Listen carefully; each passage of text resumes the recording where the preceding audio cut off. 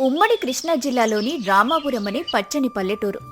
ఆ ఊరిలో భద్రయ్య, అతని భార్య రాజమ్మ ఒక పెద్ద పెంకుటింట్లో నివసిస్తున్నారు. ఒకరోజు ఉదయం పక్కింటి వాళ్లైన పుల్లయ్య, అతని భార్య సీతమ్మ అరుగు మీద కూర్చొని ఉండగా ఒక ఎద్దుల బండి భద్రయ్య ఇంటి ముందు ఆగింది. అందులోంచి రాజమ్మ సొంత అన్నయ్య కోటయ్య, వదిన సుబ్బమ్మ దిగారు. ఓ భద్రయ్య బావా, ఇంట్లోనే ఉన్నావా? ఇదిగో మీ ఇంటికి మహాలక్ష్మి లాంటి మీ వదినను తీసుకొనొచ్చాను. ఎక్కడున్నారో? అరెరే కోటయ్య బాబా, రండి రండి. ఎంతకాలమైంది మిమ్మల్ని చూసి. రాజమ్మా, చూడవే, మీ అన్నయ్య వదిన వచ్చారు. లోపలికి దయచేయండి. ఏంటే రాజమ్మ, ఇల్లింకా ఈ పాత పెంకులతోనే ఉంచుకున్నారా? మా ఊర్లో మేము 3 అంతస్తుల మేడ కడుతున్నాం తెలుసా? మా ఆయన చేతిలో డబ్బులు అలా గలగలా ఆడుతుంటాయి. ఈ పాతింట్లో మీకు ఊపిరిలా ఆడుతోందే. మాకు పాత ఇల్లే స్వర్గం వదినా. అయినా మేడలు కట్టేంత డబ్బు, ఇతరుల సొమ్మును ఆశించే లక్షణం మాకు లేవు కదా. మట్టిని నమ్ముకున్న రైతులం. ప్రశాంతంగా బతుకుతున్నాం. రండి, ముందు కాళ్ళు కడుక్కోండి. మాటలు బాగానే నేర్చావే చెల్లమ్మా. సరే బాబా, ఈసారి మేము 2 రోజులు ఉండి వెళ్దామని రాలేదు. కనీసం ఒక నెల రోజులు మీ ఇంట్లోనే మకాం పెడదామని వచ్చాం. మా ఊర్లో మేడ పనులు జరుగుతున్నాయి కదా, ఆ దుమ్ము పడలేక ఇక్కడికి వచ్చేసాం. నెల రోజులా? అదెంత భాగ్యం బావా. మీ సొంత చెల్లెలి ఇల్లే కదా. నిర్మోహమాటంగా ఉండండి. మీకు ఎలాంటి లోటు రానివ్వను. అతిథి మర్యాదలు మాకు ప్రాణంతో సమానం. ఏంటి రాజమ్మ, పొద్దున్నే చుట్టాలు దిగినట్టున్నారు? కోటయ్యన్నయ్య గారు, సుబ్బమ్మ గారు బాగున్నారా? పట్నం నుండి ఎప్పుడొచ్చారు? బాగున్నాం సీతమ్మ గారు. మా ఆడపడిచిల్లు కదా అని నెల రోజులు విశ్రాంతి తీసుకుందామని వచ్చాం. భలే వచ్చారు కోటయ్య గారు. భద్రయ్య గారి ఇంట్లో బియ్యం బస్తాలకు, నేతి కుండలకు కొదవే లేదు. హాయిగా నెల రోజులు రాజభోగం అనుభవించి వెళ్ళండి. మధ్యాహ్నం భోజనాల సమయం. రాజమ్మ అద్భుతమైన వంటకాలు చేసింది. కోటయ్య, సుబ్బమ్మ ఆవగా తింటున్నారు. ఆహా, భద్రయ్య బావా, మా చెల్లెలి చేతి వంట అమృతం. కాని వంట బాగుంటే సరిపోదు, ఇల్లు కూడా కలకలలాడాలి. మీ పెరట్లో కట్టేసిన కపిల గో భలే ఉందే. దాని పాలు చాలా శ్రేష్టమైనవే. మేము తిరిగి వెళ్లేటప్పుడు ఆ ఆవును మా ఊరికి తీసుకెళ్తాను. మా ఇంటికి అది అలంకారం. అవునా బావా? అది మా రాజమ్మకు ప్రాణం. రోజూ స్వయంగా అదే గడ్డి వేసి పెంచుకుంటోంది. దాన్ని ఇస్తే రాజమ్మ బాధపడుతుంది కదా.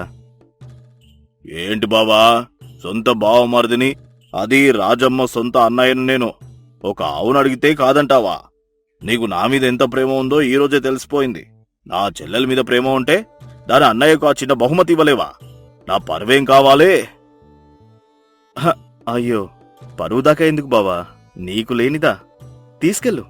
అవును, మీరు అడగడం, నేను కాదనడం బాగుండదు. ఆ కపిల గోవు మీదే. అన్నట్టు రాజమ్మ, నీ మెడలో ఉన్న కాసుల పేరు తళతళ్లాడుతోంది. నా కూతురు పెళ్లికి అలాంటిది చేయిద్దామని చూస్తున్నా. ఎలాగో నువ్వు ముసలిదానివైపోయావు కదా, ఆ కాసుల పేరు నాకిచ్చేయి. నా కూతురు మెడలో వేసి మురిసిపోతాను. దానికి బదులుగా నా పాత గొలుసు నీకిస్తాన్లే. వదినా, ఆ కాసుల పేరు మా అత్తగారు నాకు ప్రేమతో ఇచ్చారు. దాన్నిస్తే మా ఆయన ఏమంటారు? అయినా నా వస్తువులు నేనెలా ఇస్తాను వదినా? ఏమంటారన్నయ్య గారు? ఏదో ముచ్చటపడి అడుగుతుంటే మీ ఆవిడ ఇవ్వనంటోందేంటి? మీకంటే నేను పరాయిదాన్నా? మీ ఆస్తిపాస్తుల కన్నా బంధుత్వం ముఖ్యం కాదా? అదే రాజమ్మా, ఇచ్చేయవే. పెద్దవాళ్ళు, అందులోనూ వదినగారు అడుగుతున్నారు. వాళ్ళు ముచ్చట పడుతున్నారు కదా.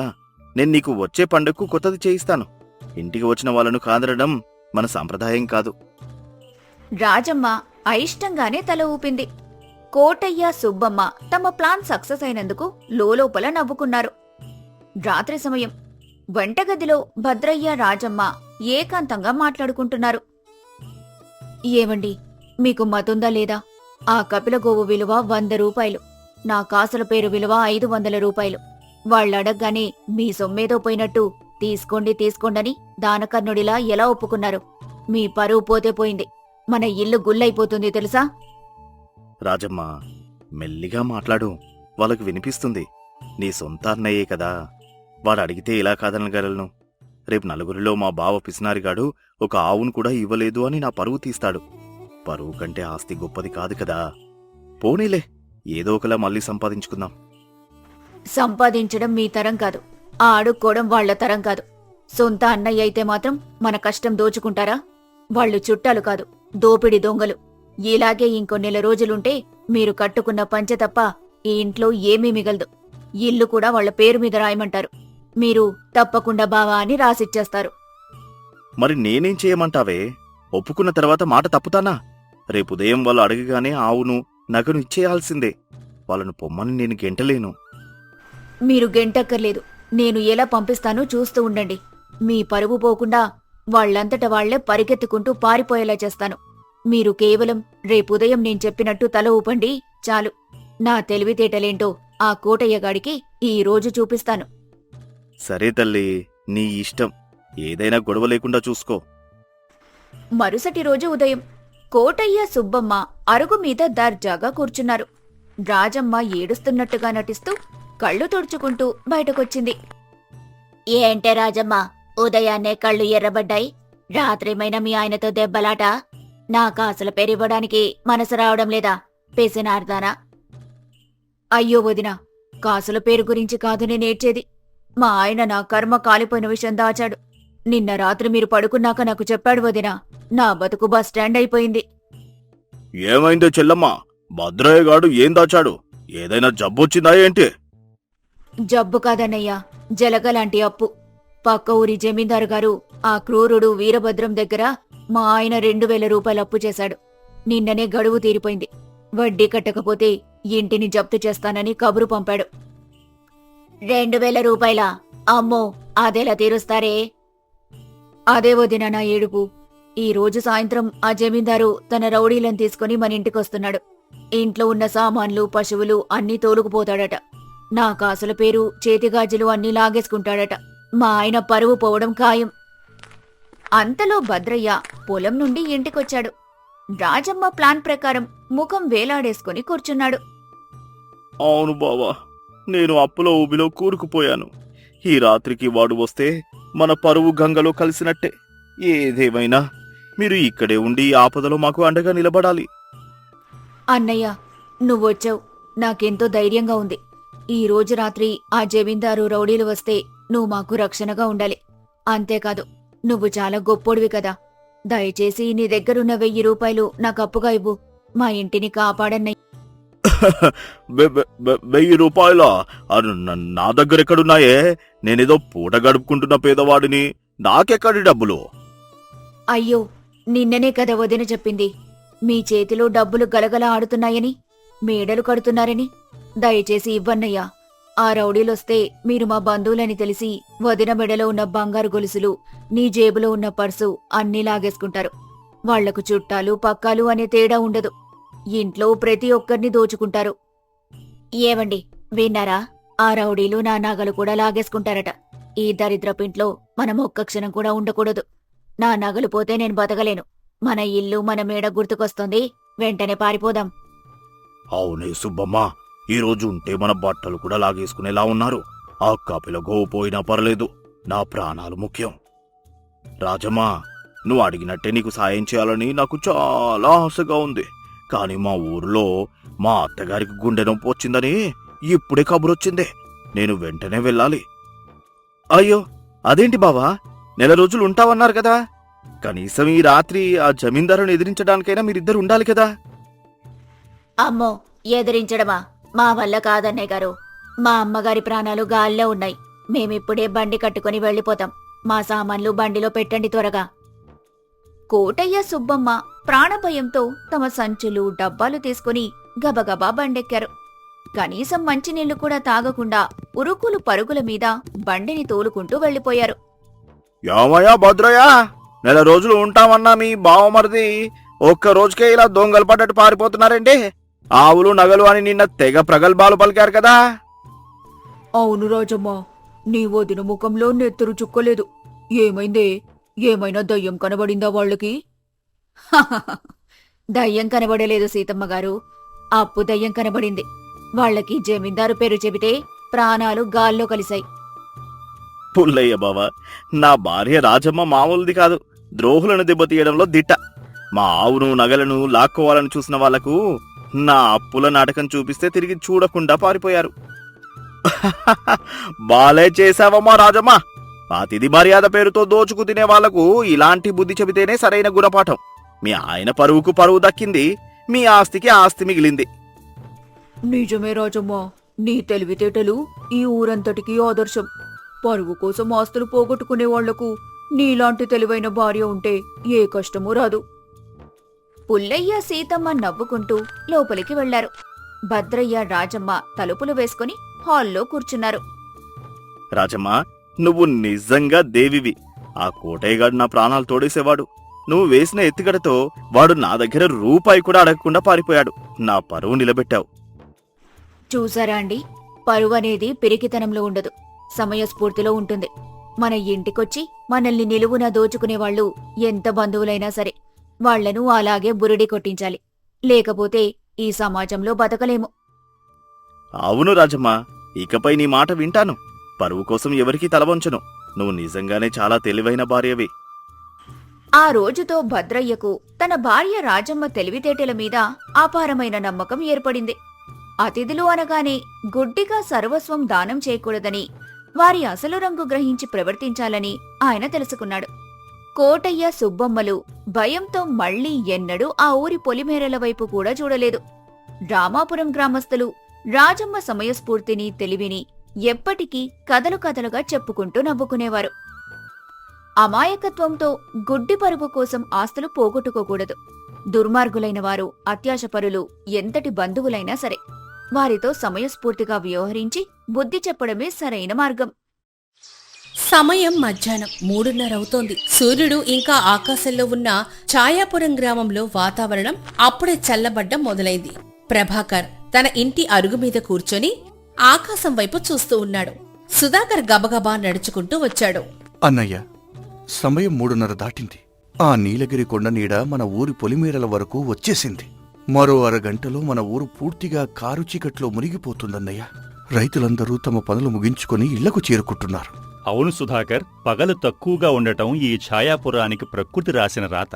కాని ఆ చీకటిని జయించే దారి కూడా ఆ ప్రకృతి మనకు చూపించింది. భార్గవి, ఆ సూర్యకాంతం రాళ్లను బయటకు తీసుకురా. ఎండపోయేలోపు వాటిని ఊరి కూడల్లో ఉంచాలి. ఇదిగోండి, ఉదయం నుంచి బండరాయి మీద ఎండకు పెట్టిన రాళ్లు ఇవే. ఇవి పగలు మొత్తం సూర్యరశ్మిని పీల్చుకొని చీకటి పడగానే అద్భుతంగా వెలుగుతాయి. మన ఊరికి ఈ రాళ్లే ప్రాణాధారం. ఇవి లేకపోతే మనం ఈ 4 గంటలకి వచ్చే చీకట్లో బ్రతకలేము. వదిన, ఆ రాళ్ల వెలుగు ఎంత ప్రశాంతంగా ఉంటుందంటే కళ్ళు మిరుమిట్లు గొలపవు. అలాగని ఏమీ కనిపించకుండా ఉండవు. అసలు ఈ రాళ్లు మన కొండ గుహల్లో దొరకటం మన పూర్వీకుల అదృష్టం. సరే, నేను వెళ్లి ఊరి కూడలిలో వీధుల్లో ఈ రాళ్లను అమర్చి వస్తా. నీడ దూసుకు వస్తుంది. సరిగ్గా సమయం 4 గంటలు. సూర్యుడు నీలగిరి పర్వతం వెనక్కి వెళ్ళిపోయాడు.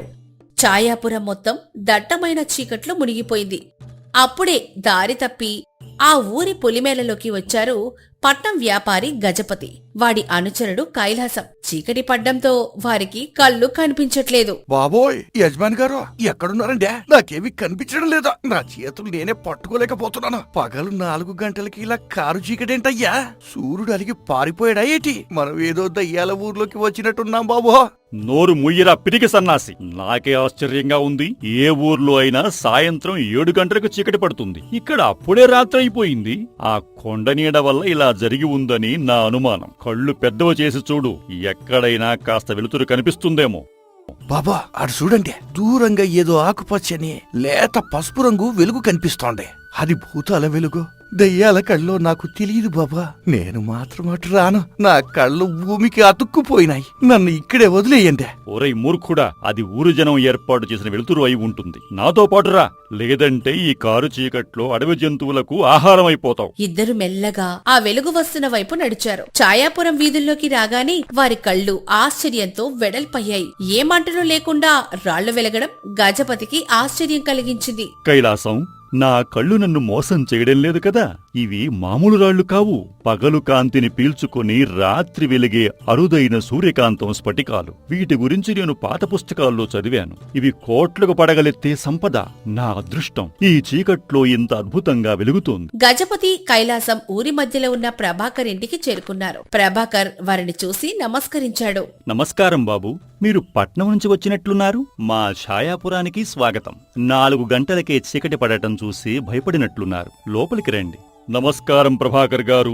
నిజమే, ఈ వింత నేను నా జీవితంలో చూడలేదు. మీ ఊరి భౌగోళిక పరిస్థితి చాలా విచిత్రంగా ఉంది. అంతకంటే విచిత్రంగా ఈ రాళ్ల వెలుగు ఉంది. మీ ఊరి జనానికి ఈ రాళ్లే ఆధారం అన్నమాట. అయ్యా ప్రభాకర్ గోరా, అసలు మీ ఊర్లో నిద్ర ఎప్పుడు పోతారో, ఎప్పుడు లేస్తారండి? 4 గంటలకే చీకటి పడిపోతే పగలు పనులు ఎలా చేసుకుంటారో? నాకైతే ఇప్పుడే నిద్ర ముంచుకొస్తాంది. అదే మా ప్రకృతి నియమం కైలాసం గారు. ఉదయం 7 గంటల నుండి మధ్యాహ్నం 4 వరకు మాత్రమే మాకు పగలు. ఆ సమయంలోనే మేము పొలం పనులు, వ్యాపారాలు చేసుకుంటాం. చీకటి పడ్డాక ఈ సూర్యకాంతం రాళ్ల వెలుగులో మా ఊరి పనులు చేసుకుంటాం. ఇది మాకు శాపం కాదు, ప్రకృతి ఇచ్చిన వరం. వినడానికి చాలా బాగుంది ప్రభాకర్ గారు. నేను ఒక పెద్ద రత్నాల వ్యాపారిని. ఈ సూర్యకాంతం రాళ్లు నా వ్యాపారానికి చాలా ఉపయోగపడతాయి. ఈ ఊర్లో ఇలాంటి రాళ్లు వందల సంఖ్యలో ఉన్నాయి. మీరు నాకు ఈ రాళ్లను అమ్మితే మీ ఊరికి కావలసిన ధాన్యం, బట్టలు, ఇతర వస్తువులు నేను పట్నం నుండి జీవితకాలం మీకు ఉచితంగా సరఫరా చేస్తాను. మీకు ఈ చీకటి కష్టాలు తప్పుతాయి కదా. గజపతి గారు, మీ వ్యాపారానికి, మీ లాభాలకు మా ఊరు సరిపోదు. ఈ రాళ్లు మాకు దేవుడిచ్చిన కళ్ళు లాంటివి. పగలు తక్కువగా ఉన్న ఈ ఊరిలో ఈ రాళ్లు లేకపోతే మేము గుడ్డివాళ్లమైపోతాం. మీరు జీవితకాలం ధాన్యం ఇచ్చినా చీకట్లో ఆ ధాన్యం తినడం మాకు చేతకాదు. దయచేసి ఈ రాళ్లను అడిగే ప్రయత్నం మానుకోండి. రాత్రి సమయం గజపతికి, కైలాసానికి ప్రభాకర్ ఇంట్లో ఆశ్రయం కల్పించారు. వారు పడుకునే గదిలో ఒక పెద్ద సూర్యకాంతం రాయి అద్భుతంగా వెలుగుతోంది. చూశావా కైలాసం, ఈ ఒక్క రాయిని పట్నంలో అమ్మితే నా 7 తరాలు కూర్చుని తినవచ్చు. అలాంటిది ఈ ఊరి నిండా ఇవే రాళ్లు ఉన్నాయి. ఆ ప్రభాకర్ గాడు పరమ మూర్ఖుడు. ఉచితంగా ధాన్యం ఇస్తానన్నా ఈ రాళ్లను ఇవ్వనంటున్నాడు. వీళ్లను బతిమిలాడుతుంటే పని అవ్వదు.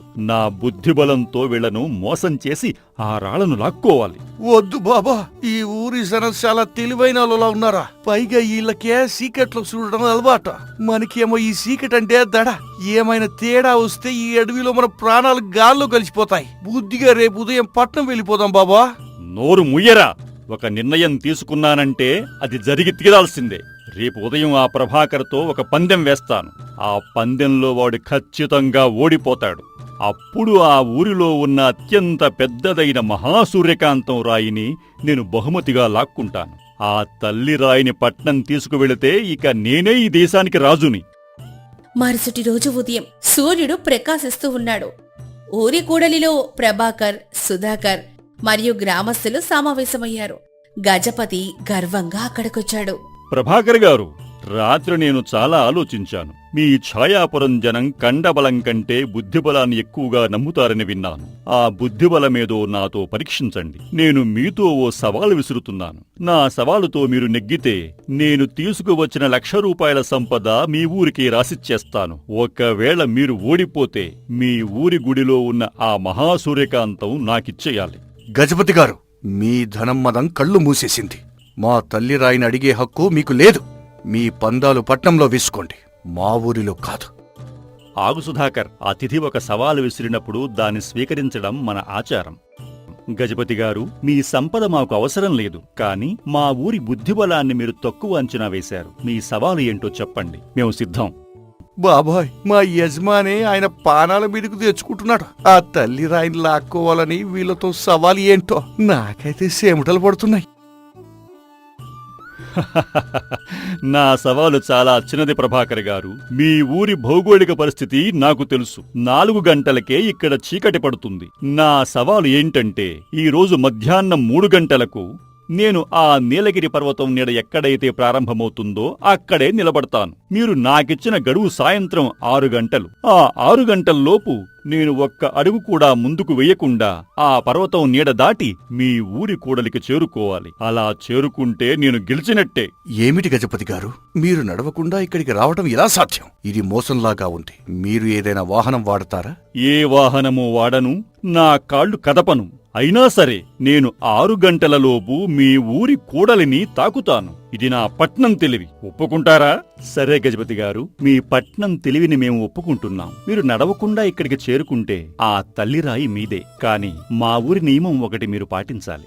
ఏమిటా నియమం? చెప్పండి. మీరు పర్వతం నీడ ప్రారంభమయ్యే చోట నిలబడతారు కదా, అక్కడ నుంచి మీరు ఊరి కూడలికి వచ్చే లోపు సూర్యకాంతం రాళ్ల వెలుగు మీ శరీరం మీద ఒక్క క్షణం కూడా పడకూడదు. మీరు చీకట్లోనే రావాలి. ఒకవేళ ఏ చిన్న వెలుతురు మీ మీద పడినా మీరు ఓడిపోయినట్లే. సమ్మతమేనా?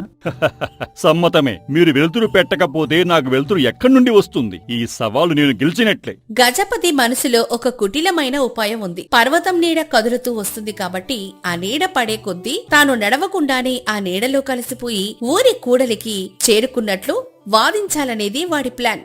వాడు ప్రకృతిని గెలవాలని చూశాడు. సమయం మధ్యాహ్నం 3 గంటలు. గజపతి ఊరి పొలిమేర్లలో నీలగిరి పర్వతం నీడపడే సరిహద్దు గీత మీద గర్వంగా నిలబడ్డాడు. కైలాసం వాడి పక్కనే నిలబడున్నాడు. యజమాని గారు, ఏంటయ్యా మీ పథకం? మీరు నడవకుండా ఊరి కూడలికి ఎలా వెళ్తారా? నాకు అర్థం కావట్లేదా? ఒరేయ్ మూర్ఖుడా, ఆ పర్వతం నీడ మెల్లగా పెరుగుతూ ఊరి కూడలి వరకు వెళ్తుంది కదా. నేను ఈ నీడ సరిహద్దుల్లో నిలబడ్డాను. 4 గంటలకల్లా ఆ నీడ ఊరంతటినీ కప్పేస్తుంది. అప్పుడు నేను చూశారా, నీడ నన్ను కూడలి వరకు తీసుకువచ్చింది. నేను నడవకుండానే ఊరు మొత్తాన్ని నా నీడతో ఆక్రమించాను అని వాదిస్తాను. వాళ్ళ దగ్గర ఇక మాటలే ఉండవు. సమయం 3:30 అవుతోంది. పర్వతం నీడ వేగంగా గజపతిని దాటి ఊరివైపు దూసుకుపోతోంది. సరిగ్గా 4 గంటలయ్యేసరికి సూర్యుడు పూర్తిగా పర్వతం వెనక్కి వెళ్ళిపోయాడు. ఛాయాపురం మొత్తం దట్టమైన కారు చీకట్లో మునిగిపోయింది. కళ్ళు పొడుచుకున్నా ఏవీ కనిపించట్లేదు. బాబాయ్, మళ్ళీ ఈ భయంకరమైన చీకటి వచ్చేసినది. యజమాని గారు, ఇప్పుడు మనం ఏం చెయ్యాలి? నాకు భయంగా ఉన్నదే. ప్రభాకర్ గారు, సమయం 4 గంటలయింది. నా శరీరం మీద నీడ పడింది. ఆ నీడ ఊరి కూడలి వరకు వెళ్ళింది. నేను నడవకుండానే నా ఉనికిని కూడలి వరకు తీసుకువెళ్లాను. నేను పందెం గెలిచాను. ఈ తల్లిరాయి నాకే సొంతం. గజపతి మాటలు పూర్తి కాకముందే ఊరి కూడలిలో ఒక అద్భుతం జరిగింది. ఆ రాళ్లన్నీ కలిసి పగటిపూటను తలపించేలా కళ్ళు చెదిరే వెలుగును విరజిమ్మాయి. ఆ వెలుగు కారు చీకటిని చీల్చుకుంటూ నేరుగా వెళ్లి గజపతి శరీరం మీద పడింది. గజపతి గారు, మీరు నడవకుండా నీడ ద్వారా కూడలిని చేరారు సరే, కానీ మా నియమం గుర్తుందా? మీ శరీరం మీద ఒక్క క్షణం కూడా వెలుగు పడకూడదు అని మా అన్నయ్య చెప్పారు. మీరు కూడా ఒప్పుకున్నారు. ఇప్పుడు చూడండి, మా ఊరి సూర్యకాంతం రాళ్ల వెలుగు మీ కళ్లను, మీ శరీరాన్ని పూర్తిగా కప్పేసింది. మీరు పందెం ఓడిపోయారు. ఏంటిది? ఇది మోసం. మీరు కావాలనే నా మీద వెలుగు వేశారు. నేను నీడతో వస్తే మీరు వెలుగుతో కొట్టారు. ఇది న్యాయం కాదు. గజపతి గారు, మోసం మాది కాదు, మీది. మీరు మా ఊరి భౌగోళిక పరిస్థితిని వాడుకుని నీడ ద్వారా మమ్మల్ని మోసం చేయాలని చూశారు. మీరు ప్రకృతిని వాడుకుంటే మేము ప్రకృతి ప్రసాదించిన సూర్యకాంతం రాళ్లను వాడుకున్నాం. చీకటి ఎంత వేగంగా వస్తుందో మా వెలుగు అంతకంటే వేగంగా ఆ చీకటిని తరిమి కొడుతుంది. కండబలంతో, ధనమదంతో మా బుద్ధిబలాన్ని గెలవలేరు. బాబోయ్, యజమాని గోరా, నేను ముందే చెప్పినాను ఈ ఊరి వాళ్ళతో పెట్టుకోవద్దనే. వాళ్ళ తెలివి ముందో మన పట్నం తెలివి దిగదుడిపే అయ్యా. వాళ్ళు మంటలు లేకుండానే మన అహంకారాన్ని కాల్చేసినారు. ఆ తల్లి రాయి మాట దేవుడు ఎరుగు. ముందు మన ప్రాణాలు తీసుకుని పారిపోదాం పదండే. గజపతికి నోట మాటే రాలేదు. తన కపట బుద్ధి బోల్తా కొట్టిందని వాడికి అర్థమైంది. ఆ ఊరి ప్రజల ఐకమత్యం, ప్రభాకర్ సమయస్ఫూర్తి ముందు వాడి దురాశ పూర్తిగా ఓడిపోయింది. వాడు సిగ్గుతో తల వంచుకున్నాడు. ప్రభాకర్ గారు, నేను నా తప్పు ఒప్పుకుంటున్నాను. ఈ పందెంలో నేను పూర్తిగా ఓడిపోయాను. కేవలం 4 గంటలకే చీకటిపడే ఈ గ్రామంలో మీరు ఆ చీకటిని ఎలా జయిస్తున్నారో అలాగే నాలాంటి దురాశపరుల కపట బుద్ధిని కూడా మీ వివేకంతో జయించారు. ఆ తల్లిరాయి మీ ఊరికి ప్రాణనాడి. దాన్ని లాక్కోవాలని చూసినందుకు నన్ను క్షమించండి. నేను నా ఓటమిని మనస్ఫూర్తిగా అంగీకరిస్తున్నాను. గజపతి గారు, ప్రకృతి మనకు ఏదవసరమో అదే ఇస్తుంది. దాన్ని స్వార్థం కోసం వాడుకుంటే పరాభవం తప్పదు. మీరు ఈ విషయం తెలుసుకున్నారు, అదే చాలు. గజపతి గారు, మేము ఎవరి దగ్గర సంపదలు లాక్కోము.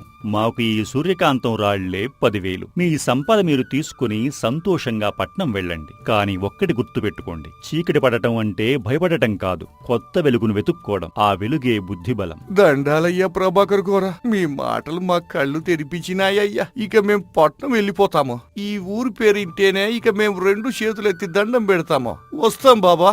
గజపతి, కైలాసం తమ ఓటమిని అంగీకరించి ప్రభాకర్కు నమస్కరించి అక్కడ్నుంచి వెళ్లిపోయారు. ఛాయాపురం ప్రజలందరూ ఆ సూర్యకాంతం రాళ్ల వెలుగులో సంబరాలు చేసుకున్నారు. ఖండబలాన్ని, దురాశను కేవలం వివేకంతో, ప్రశాంతమైన ఆలోచనతో జయించవచ్చని ప్రభాకర్ నిరూపించాడు. నీలగిరి నీడ ఆ ఊరి మీద పడినా వారి మనసుల్లో ఉన్న ధైర్యం, బుద్ధిబలం ఎప్పటికీ చీకటి పడనివ్వదని ఆ రాళ్ల వెలిగే సాక్ష్యంగా నిలిచింది. నీతి: అతిగా ఆశపడి ఇతరులను మోసం చేయాలని చూస్తే చివరికి వారే తమ కుతంత్రంలో తాము చిక్కుకున్నామని అవమానాల పాలు కావాల్సొస్తుంది. ధనం ఉంది కదా అని గర్వపడకూడదు. వివేకం ముందు ధనబలం ఎప్పుడూ దిగదుడిపి